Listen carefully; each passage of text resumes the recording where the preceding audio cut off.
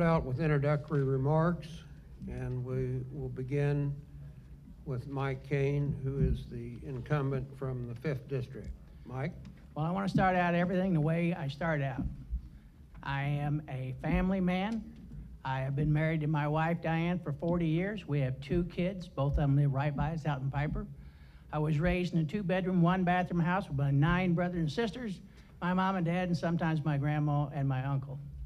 And not one time was the bathroom ever an issue. I've been a commissioner for the last 12 years. I've got positive results on that. I will continue to work to make this district a better district. And just yesterday, we were allowed to announce the new fire station that will be Hutton and Leavenworth Road with a park behind it. So if you look at what I've done, you look what happened yesterday, this is just the start of things to come. Okay. And the challenger, Sarah Kramer. Sarah? Good evening. I'm Sarah Kramer, and I came to Kansas City when I was 18 years old from a small town in Iowa. I came down here to go to school, and my first job was at the IRS, and I realized that I wanted to go into numbers. So I went and got my bachelor's degree in business and accounting, and I wanted to be on the partner track. So I got a job at a CPA firm and worked on getting my CPA license. And then after 6 great years, good experience, I ended up deciding I wanted to go into private and work for one company because I wanted to be part of a bigger organization. So from my experience, I've learned a lot of things. I've learned about obviously accounting and finance, strategic thinking, budgets. So I want to use that experience to help the board with making the budget.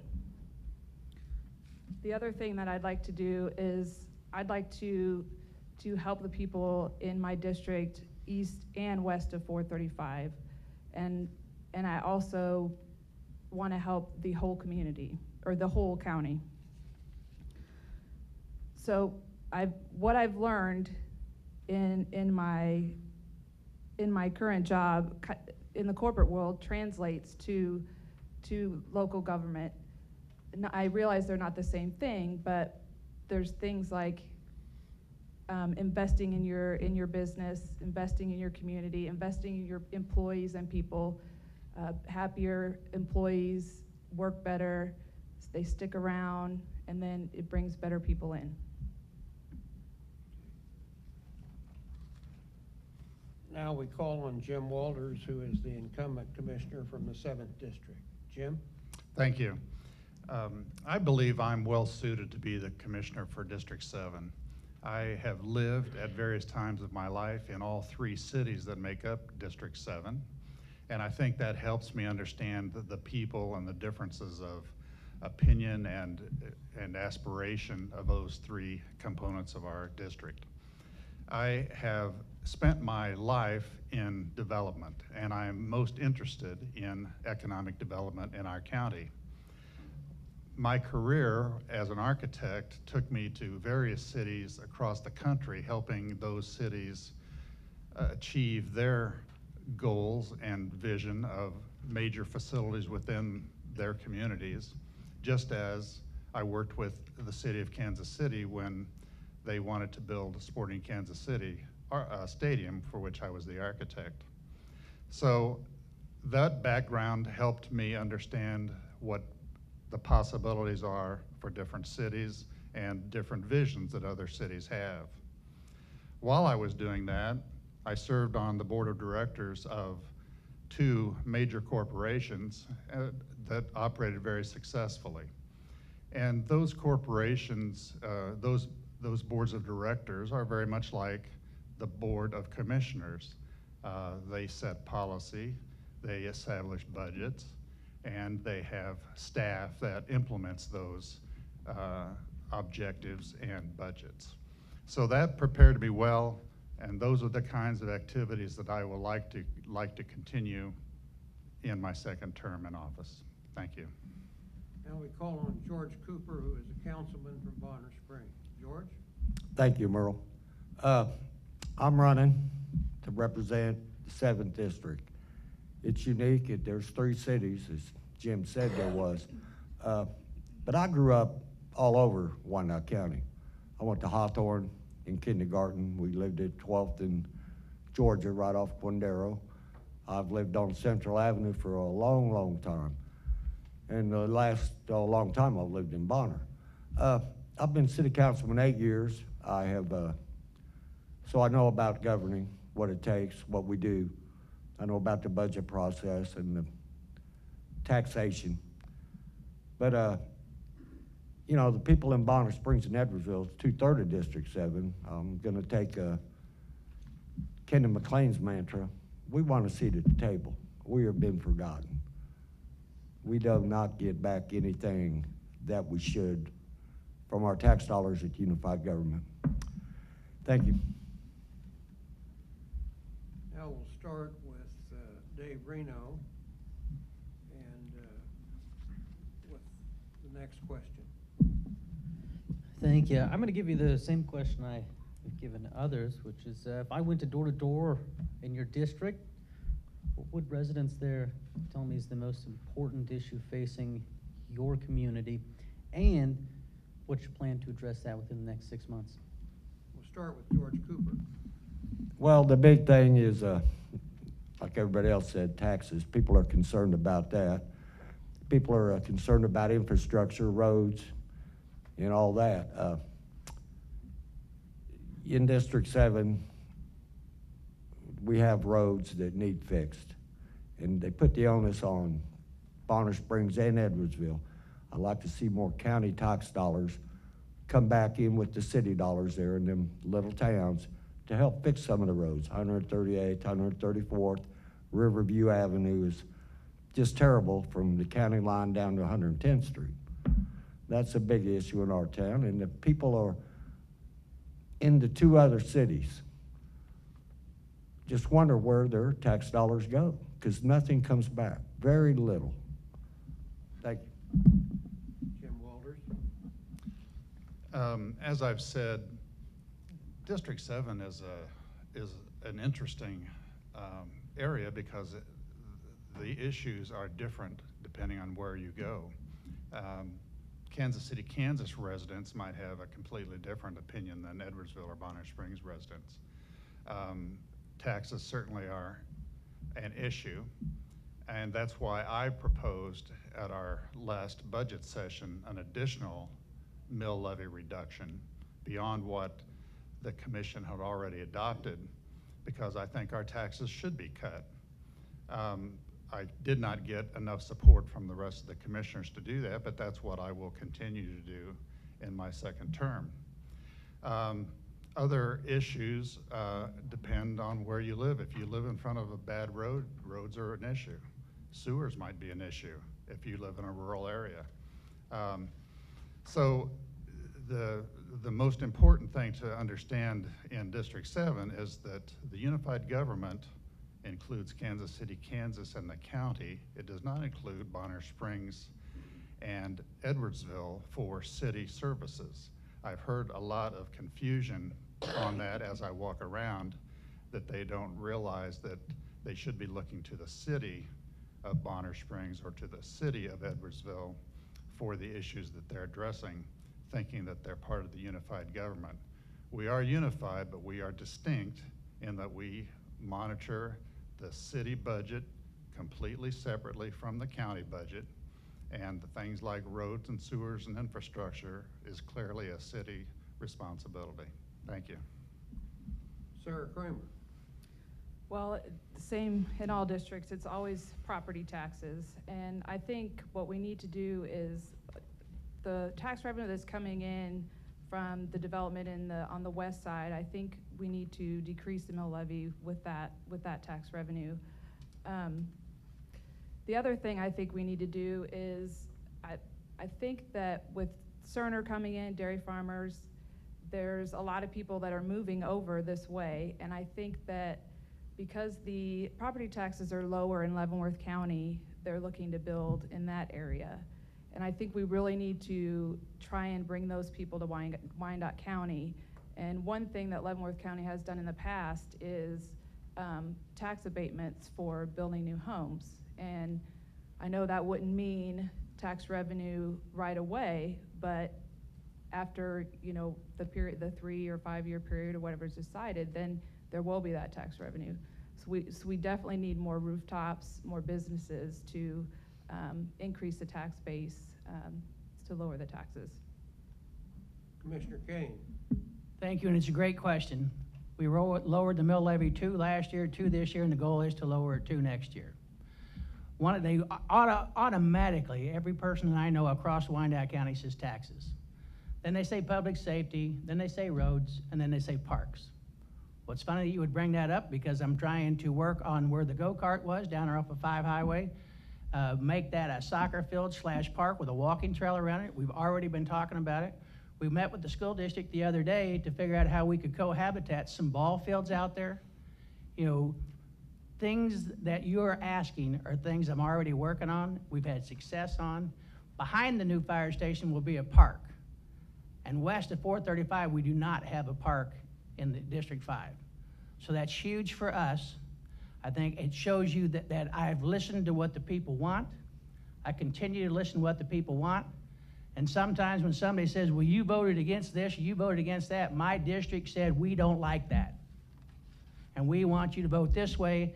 And I am a very passionate person. I think the greatest thing that happened to me since I've been commissioner is they turned the TV on, because people can see how I react, how I vote, and what I do. And what I try to do, not just in my district, but make the entire Wyandotte County not just a good place to work, not just to be a good place to play, but a good place to live and raise my kids, and that's what I'm doing. We'll move to the next question. Edgar Galasius from Central Avenue Betterment Association. Thank you. As the west part of the county seems like evolves and revolves around its own world with different cities and or major investment, would you please explain what you understand about the difference in the ultra-rich system and how this ultra-rich system, which is an economic, financial system, helps or destroys the community? Okay, we'll start with Commissioner Kane. Well, unfortunately, they call Piper the Pearl, and that's a sad fact. People don't like because people moved out west. I was raised in the urban core, bought my first an apartment at 38th Street, 65th Terrace, my first house on 106th Street. It's unfortunate that we had that, but I will tell you, it's in the entire District 5, and let's do a comparison. 17% of the people voted in the primary budget, but 30% of the people voted in District 5. And some people criticize them because, well, you got more money, you got this, you got that. I represent the whole community, and I want, when I was walking today, and I was right by the library, and people were coming out asking about how are we gonna do this, how are we gonna do that. They're asking the same questions on the east side of 435 as they are on the west side of 435, but some people don't like it. They say, well, you guys did this, or you're better off than we are. All of us that live in District 5 worked our way to get there. And it's unfortunate some of the other folks say, well, how come you didn't do this or you didn't do that? Being raised in the household that I was, and I didn't know that we were misfortunate until I got to high school, there was a difference. And there is a difference. Unfortunately, there's a difference across the community because they don't look at us the same way some of the other folks do. And I want everybody in the community to look at each other and, you know, and say, you're my neighbor. You know, everywhere I've lived since I was a kid, we had a neighborhood. And out in Piper, You can't do anything without when my kids were growing up, they couldn't do anything without mom and dad finding out about it. So it's a couple of communities. I'm proud to represent them. And like I said, it's unfortunate some of us don't necessarily like some of us, but we worked our tail off to get there. Sarah Kramer. Could you repeat the question, please? Yes. So the basis of our financial system in the United States today is represented by what's known as the ultra-rich system, the funnel of funds from the middle class to single entities that are constantly sucking the blood of the middle class, okay? Now, the appreciation of the the appreciation of the west part of the county is very different from the rest of the county. There has been more investment lately, and in the recent past, there has been more development. How does that affect the quality of life of the whole county? How do you appreciate that from your standpoint? Well, I think I agree with Mike. These sections of town, you know, people are really proud where they are. You know, people in Piper are proud. People in all the neighborhoods are proud of where they are. And I think that's good in that they get to know their community, you know, the schools, their kids and everything. That's good. I do realize that a lot of people are concerned that the development over on the west side is only benefiting the west side. But if you look at the budget, if you look how the money's spent, it's going for the whole county. So I think what I need to do is I need to listen to the people in my community and be their voice on the board, and always look for ways to try and bring the groups together. Commissioner Walters. Years ago, I'm thinking maybe 50 or 60 years ago, Bonner Springs and Edwardsville and Kansas City, Kansas were three distinct cities. Their city limits did not touch, and there was a lot of rural area between them. Obviously, that's not the case now. But I do believe you will find a lot of the challenges in Bonner Springs and Edwardsville that you would find in other parts of the county. It's not that they're distinctly different now. When I ran for office 4 years ago, one of the things I wanted to do was to build better cooperation between the three cities. That's why I spearheaded the K32 corridor development study. K32 is the only artery that connects all three cities. And my work on MARC with the Creating Sustainable Places Policy Committee secured partial funding for that study. And that's one of the reasons that I ran for office was I think Edwardsville and Bonner Springs need to take a bigger leadership role in the overall county. And that would help not only Edwardsville and Bonner, but it will help the entire county. So that's been one of my priorities, and it will be in my second term. Thank you. Councilman Cooper. Well, I invite this gentleman with the question, come see her at Bonner Springs. Have you ever been out there? Come out. You know, the Legends, the Speedway and all that is in District 7. And it seems like south of state, we don't, there hasn't been a lot of good improvement down there from 78th Street West.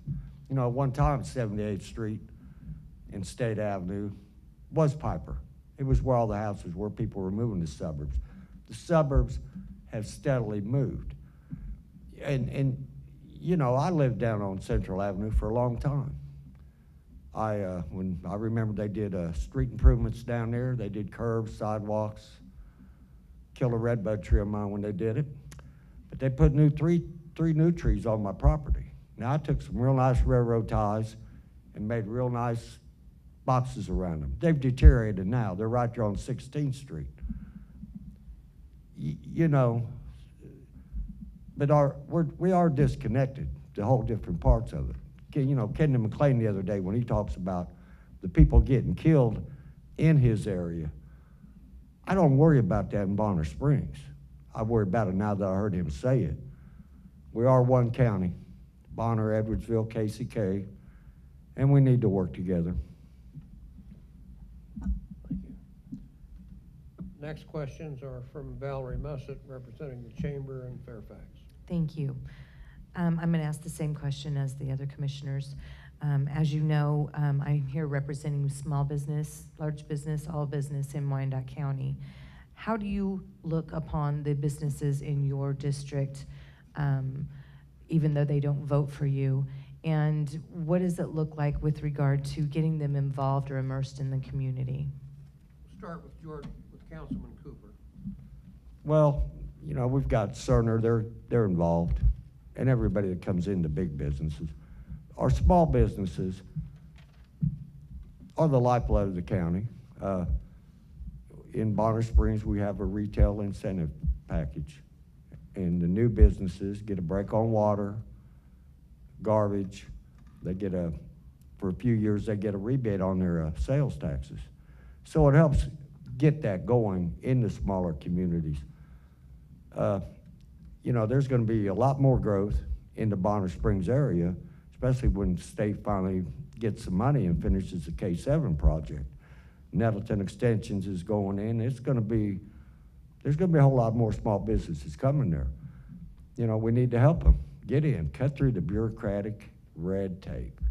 That's the biggest complaint I get in where I live. Commissioner Walters? I think one of the previous commissioners noted that the Legends is the biggest single tax-paying area of the county. So it's absolutely vital to our future. We have already seen some of the revenues hit the bottom line for the county, and has allowed us to make some tax reductions. But the real challenge for us, I believe, as far as retail development, is to make sure that the Legends continues to thrive. I look at the Country Club Plaza. That area has thrived for decades, but it's continually reinvesting. It's continually changing, morphing. It follows the market. And obviously you can find a half dozen facilities around town that are abandoned. So our challenge is to support business, is to make sure that we're doing the things as civic leaders that we need to do to make our businesses thrive, because that will be the future of our county. Thank you. Sarah Kramer? Yeah, I agree with the commissioners here and the ones talking earlier about getting a program to help small businesses start up or continue if they need loans, to work with them, to help them get with other lenders that to keep going. I believe that small businesses are vital to the community. You have the business owners live in the community. The tax revenue stays in the community. You have employees that most likely live in the community. And as far as getting them involved, I think a lot of companies are involved. One thing that I have seen that I was really great to see was I was on the Piper Community Festival committee, and one of the things we did was an auction, and businesses from our area and all over the county donated items for the auction. And so I think there's a lot of things that businesses do for the community. Commissioner Kane? Well, I think Mayor Holland said we roll out the red carpet for the big businesses and we roll out the red tape for the small. And if we can roll it out for the big business, we can roll it out for the small businesses. And we haven't done as good a job as I wish we could. But like what Commissioner Walters is talking about, we have to protect what we have. And a good example of that is 78th and State, where we completely redid the mall there. I mean, that place looked terrible. So staff went out and said, all right, what are you gonna do? Who can we bring in? And this thing went from 3 or 4 businesses being there to like a dozen in less than a year. And we need to get the small business, but we also had to protect the ones that we've already attracted. And I'm a firm believer that sooner or later, we've got to say, okay, folks, where we need to be, now let's lay our hand on the table and let's start from scratch. Because I don't think the plan that we have for the small business is near as good as it should be. Now, we go to Mary Rupert with the Wyandotte Daily Online, and her question, and we'll start with Commissioner Kane. Thank you. Recently, there was a UG discussion about road repairs, and I gleaned from that the roads that need work and are not too bad yet would have the priority for repairs. And I wondered as I watched that, if you can't repair the worst roads, what are you going to tell the residents who live on the roads that are extremely bad? Well, I think we have a lot of bad roads. And we have, and don't have enough money to fix them all. But one of the things that the commissioners do is the staff comes in there and says, what's your top 6 areas that you want done? And then we go out, we listen to the commission. In fact, I was out walking door to door the other day in the middle of the week, and a guy comes out and he goes, you see my pothole? And it hadn't been done in like 25, 26 years. So I got on the phone right then and there, called them and said, this is the first one on next year's deal. You know, we're working on 123rd Terrace now. We're working on Hollingsworth with the grinding and overlay. And they've come up with a new way, a different kind of pavement that will go down, that will last longer, and it's cheaper. So we've got something in the pipeline that we haven't fully tested yet. And the way they say it, if it's gonna last for 10 years, this will last for 20. These are things I think we need to look at. We need to set up a trial spot in every single district, not just one, because sometimes we do that. A trial spot that says, all right, you pick this area and this is what we're gonna do with the new stuff and see if it works. And what we should do, it should be a high traffic area, because that's when you get your best information. And these are things that are already in the play, but a lot of times we got a lot of bad roads and not enough money. Well, one of the things that I would like to do if I get in the commission seat is hold meetings with the district, with members of the district. That way I could be more in tune with what problems some of the people have with, and this would be part of it. You know, what are the roads that people really need fixed? And then those meetings would work for all other issues as well. So just listening to the members of the community and making a list of those and then taking that to the board to see, you know, how we could get those done first. Commissioner Walters? Mary, I was at that meeting and heard that discussion. And I'll sort of summarize it for the people who are watching on television. And the discussion was essentially, one option would be every year, let's fix the worst roads in the county. The alternative that was being discussed was, if we fix some of the roads that have not totally deteriorated, we can fix a lot more of them at a lot less cost, and we can prevent all the roads from eventually getting in such a bad condition that they finally get fixed. So, you know, it was an interesting discussion, and there are a lot of statistics involved and a lot of analysis. So I don't think it can be dismissed as a strategy, but there's no doubt that if you live or travel on a road that is in bad condition, you are owed a better road than that. And I think regardless of the strategy that we employ, the bad roads will not be neglected. Thank you. Councilman Cooper? Well, District 7, Bonner Springs, Edwardsville, like Jim said earlier, the city takes care of your streets and your roads. But in the county, there are some roads that are terrible. And I'm talking Riverview, the county line road, 142nd, 138th, 94th, 98th. And these touch Edwardsville, Bonner, and KCK, some of them. You know, we used to get, in Bonner, we got county money back from our tax dollars called SCI-Fi, County Infrastructure for Improvements, I believe is what it was, but it went away in '09 when the economic downturn come.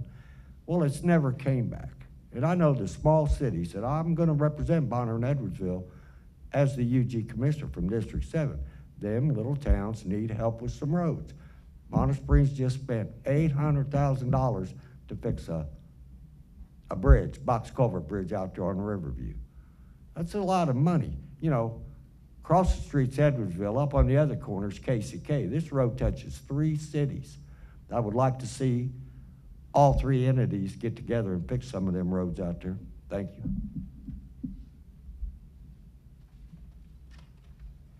Next question will be from Elnora Jefferson from the Historic Midtown Association. Okay, thank you. There are many causes for blight. Over time, one of the causes could be, probably has been, some decisions or processes that have been created and done by local government, such as the creation of the John Garland Park or the All-American Infield project. My question to you is, how do you safeguard and what resources do you use so that programs that are processes that sound good do not end up creating blight in your districts? We'll start with Councilman Cooper. Well, it takes a lot of community people, volunteerism to help. You know, blight, it's just like I said earlier, I made some improvements on Central Avenue to trees they put in. Well, they've deteriorated. A lot of people used it for a bench for the bus there on 16th Street.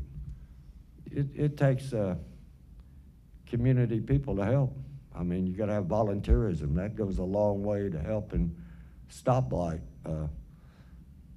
There's blight everywhere. There's blight in Bonner Springs, and it's a hard, you know, rats, weeds. They're a problem everywhere. I know they have the SOAR program. I'm not that familiar with it. I know that it's a program they've started to look at old houses, bad lots, and that's mostly down in town. We got the same thing in Bonner Springs. We have code enforcement people, and it's always an issue. Thank you. Commissioner Walters. I believe your question was, how can we make sure that we're not causing some of the problem that you've identified? One of the things that I learned from business is a lot of times businesses identify a problem, and the classic approach is you identify a problem, you appoint a task force to generate alternative solutions, you pick a solution, you implement it, and then you go on to the next problem. And the thing that's missing is making sure that your intended solution had the effect and results that you were hoping for. So that's one of the things that's always on my mind. When we do policy, when we create policy, we need to make sure that we have a review process to make sure that the policy and the desired results that are being attained are what we expected, so that we don't inadvertently go down the wrong direction. And if they're not achieving the goals that we expected, then we make a mid-course correction and change it. That's just a general approach that I have, and I think it would be good for the UG to do that more diligently. Thank you. Sarah Kramer. One thing I learned real quick when I started working for the current company I'm at, Belger Cartage, is that I didn't know everything. Not that I really thought I did. I came in there thinking I knew a lot more than I did. It was a very humbling experience because the president at the time has been there since he was 18 years old and he was in his 60s. So he has seen everything. And he did a real good job of questioning some things that I wanted to try, or just an issue that I was dealing with. He was really good about not judging what I had thought, but just making me think of other things. And what I got from that was there's always more to it than you know. And so I think communicating with the community on those kinds of things is good, because everyone has different perspectives and a lot of great ideas. And so just getting more input from the community would probably help make a better program and make it more successful. Commissioner Kane. Well, this is interesting. Before I got sworn in, the greenhouse on 82nd Street across from the library was blight. And you talk about rats and the whole shooting match. So I met with the neighborhood groups 4 times and said, what do you want? And each time we had a contractor come in, so we'll do it, and they fell apart. Now this project took 2 or 3 years, and it finally came around. They got the senior citizens over there, and it looks nice. But one of the things that we failed to do with BPU is we got all the stuff underground that we needed, and we forgot to talk to them about the power lines overhead. So we have to involve every entity that's there. You know, we got to contact BPU, we got to contact, and all the neighbors need to know, this is what we're working on. Come to this meeting so we explain it to you. And when we talk about the SOAR program, the only thing we need to do with that, we need to give teeth to it. And then this group, the SOAR, when they came in and explained to us what it was, they'd never worked with each other, so they was excited working with each other, and they were trying to make sure they didn't step on each other's toes. So that's what we need to do. We need to get the community together with just the SOAR group or any other group that we can get and say, how do you want to do this? And let's all do it together so we don't step on each other's toes. And you'll see a lot more progress when everybody works together versus when everybody separates stuff. Because I've also had that where one side of the block wanted this and one side of the block wanted that. And I counted the houses, there was 10 on each side, so I don't win. So we need to involve the community as much as possible. We need to listen as much as possible and work together to make every single corner of Wyandotte County a better place to live. Okay. Now we'll move into closing remarks, and we'll start with Commissioner Kane. You have 1 minute. I'm the senior commissioner. I've been there 12 years, and I've got 12 years experience, and I got 12 years of results.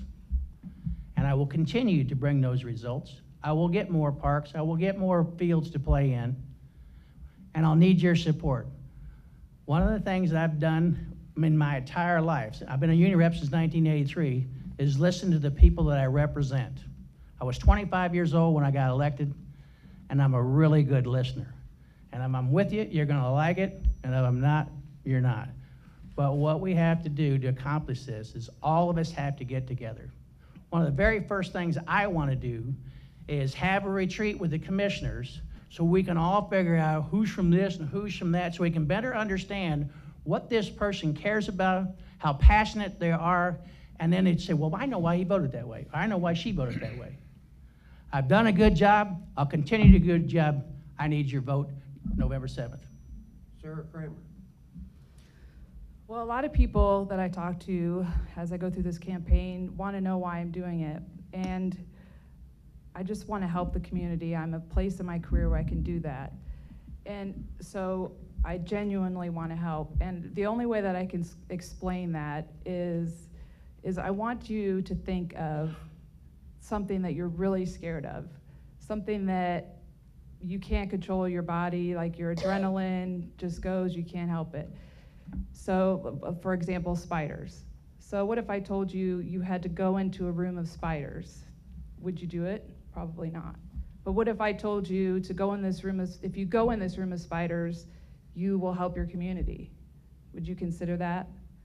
Well, public speaking is obviously what I'm scared of, and I'm out here doing it, and I've done it a lot since I've started, because I realize this isn't about me, this is about the community, and so that's why I'm here, to help the people around us. Commissioner Walters. When I was elected 4 years ago, I did not have any public service experience, so I decided to jump in with both feet and immerse myself in the process. I volunteered for whatever task force I could, whatever committees I could, and was allowed to serve on a lot of different committees. And that helped me understand the breadth of impact we can make as Unified Government Commissioners, and also to benefit the county. I got heavily involved in the Mid-America Regional Council, was able to get several grants, or be a part of getting several grants to Wyandotte County. I also believe that there are two main things you need to do, or talents you need to have as a commissioner. One, you have to have a vision. And the second is you have to have the social skills necessary to convince your other commissioners of your vision. I think I've demonstrated that I have those skills and would like to do it if you'll vote for me on November 7th. Thank you. Councilman Cooper. Well, I love Wyandotte County. I mean, I love it. I heard somebody say tonight he could have lived anywhere, but he still lives here. I could easily have still been a councilman in Bonner Springs, but people came disappointed with the way things were going. The concern is tax dollars. We get really nothing back from the UG. One case, they spent a lot of money on this quiet zone study. We could have used that in a lot of other areas of Wyandotte County. And so I'm running, and I hope you vote for me November 7th. I'm not a rookie, so thank you. Okay. Let's give the candidates a hand.